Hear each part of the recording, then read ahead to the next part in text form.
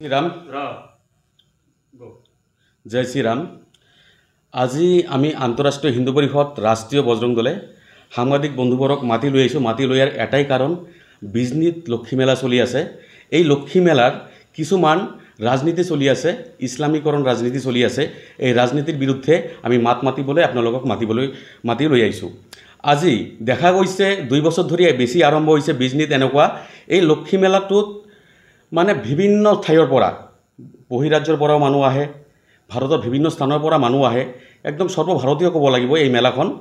এই মেলাত বিভিন্ন ৰাজ্যৰ পৰা যেতিয়া মানুহ আহে, বিভিন্ন ভক্তবান ৰাইজ আহে, তেতিয়া কিছুমান ৰাইজে উপাস কৰি আহে, নিৰামিষ খাই আহে মন্দিৰত সোমোৱাৰ কাৰণে, পূজা অৰ্চনা কৰে। পূজা অৰ্চনা কৰাৰ পিছতহে তেওঁলোকে ভোজন গ্ৰহণ কৰে।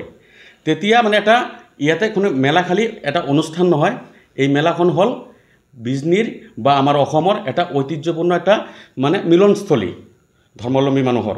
তো এতিয়া আমি চাইছোঁ যে কিছুমান দোকানধাৰে, কিছুমান বিজনেছমেনে, কিছুমান ব্যৱসায়ী প্ৰতিষ্ঠানে কি কৰি আছে, মুছলমান প্ৰতিষ্ঠানে হিন্দু নাম লৈ ইয়াতে বেনাৰ লগাই আছে, ফলক লগাই আছে, ফুড আইটেম ফাষ্ট ফুড বিক্ৰী কৰি আছে, পাণ দোকান দি আছে। আমি মুছলমান দোকানদাৰৰ পৰা খাম নে নেখাম এইটো আমাৰ ব্যক্তিগত হ'ব লাগিব।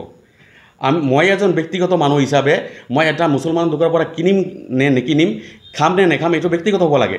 যেতিয়া মোৰ তাতে গোপন ৰখা হ'ব যে মই কোন দোকানৰ পৰা খাইছোঁ, যেই দোকানৰ পৰা খাইছোঁ এই দোকানীজন মুছলিম বা আন সম্প্ৰদায়ৰ বা বেলেগ কিবা যদি হয়, তেনেহ'লে মোৰ জানিব লাগিব যে মই ক'ত খাই আছোঁ, কেনেকৈ খাই আছোঁ।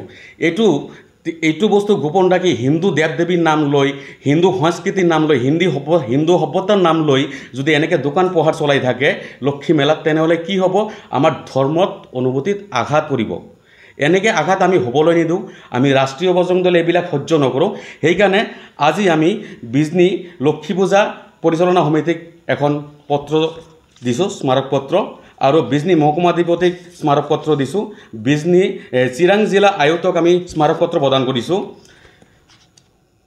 আৰক্ষী অধীক্ষক আমি স্মাৰক পত্ৰ প্ৰদান কৰিছোঁ। সন্মানীয় ভাৰপ্ৰাপ্ত বিষয়াক আমি স্মাৰক পত্ৰ প্ৰদান কৰিছোঁ। বিজনী বিধায়কক আমি স্মাৰক পত্ৰ প্ৰদান কৰিছোঁ। এইটোৰ বিষয়ে আমি তেওঁলোকৰ হস্তক্ষেপ বিচাৰিছোঁ, মন্দিৰ কমিটিৰ হস্তক্ষেপ বিচাৰিছোঁ, পূজা কমিটিৰ হস্তক্ষেপ বিচাৰিছোঁ। কাৰণ কি, এনেকুৱা হ'লে এই লক্ষ্মী মেলাখন বন্ধ কৰাৰ কাৰণে তেওঁলোকে এনেকৈ ষড়যন্ত্ৰ কৰি আছে নেকি? এনেকৈ ষড়যন্ত্ৰ কৰি আছে ইছলামিক জেহাদীসকলে লক্ষ্মী মেলাখন বন্ধ কৰাৰ কাৰণে।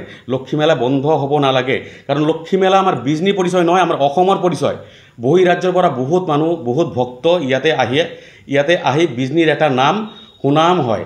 এইটো সুনাম আমি কঢ়িয়াই ৰাখিব খুজি আছোঁ, এইটো সুনাম আমি অক্ষত ৰাখিব খুজি আছোঁ। সেইকাৰণে আমি অনুৰোধ জনাইছোঁ প্ৰশাসনক, অনিপতিমালামে একদম ইমিডিয়েটলি একশ্যন লওক, কিবা এটা কৰক, কিবা এটা এনেকুৱা এটা ডিচিশ্যন লওক যেনেকৈ এই পৰিস্থিতি হ'ব নালাগে। আমি যদি হিন্দু মানুহে এনেকৈ যদি নাবুজি নাজানি এনেকৈ যদি মুছলিম জেহাদী কিবা মুছলিম মেণ্টেলিটি কিছুমান মানুহৰ পৰা যদি তেওঁলোকে জেহাদী বুলি এইটো কোৱাৰ কাৰণ হ'ল এইটোৱে যে যদি তেওঁলোকে জেহাদী মেণ্টেলিটি নহয়, তেনেহ'লে নিজৰ নাম কিয় দিয়া নাই, তেওঁলোকে হিন্দু নাম কিয় মানে এক্সাম্পল হিচাপে মই এটা দি আছোঁ, আশীৰ্বাদ বিৰিয়ানী, লক্ষ্মী মেলাত চাব আশীৰ্বাদ বিৰিয়ানী আছে।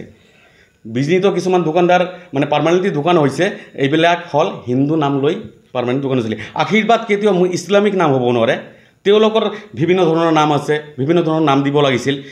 তেতিয়া আমাৰ হিন্দু মানুহে কোনো যদি এজন হিন্দু ব্যক্তিয়ে খাব নাখাব এইটো তেওঁলোকৰ ব্যক্তিগত কথা, কিন্তু আমি জবৰদস্তি নাম লুকুৱাই আমি খোৱাটো এইটো বেআইনী, আমি ভাবোঁ যুক্তিসংগত নহয়। সেইকাৰণে প্ৰশাসনক অনুৰোধ জনাইছোঁ, অনুমতি লৈ চেষ্টা কৰক, চেষ্টা কৰি যেনেকৈ একশ্যন ল'ব লাগে লওক, নহ'লে আমি ৰাষ্ট্ৰীয় বজৰং দলে যদি একশ্যন ল'ব লগা হয় তেনেহ'লে পৰিস্থিতি ভয়ংকৰ হ'ব পাৰে। আৰু আমি বিচাৰোঁ বিজনীৰ এই মেলা চলিব লাগে, একদম ধুনীয়া মেলা।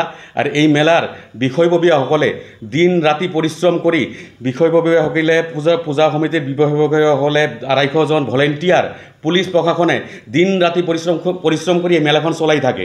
এই তেওঁলোকৰ পৰিশ্ৰম বিফলে যাব নালাগে, এটা মানে বেয়া পৰিস্থিতিৰ সৃষ্টি হ'ব নালাগে। জয় শ্ৰীৰাম।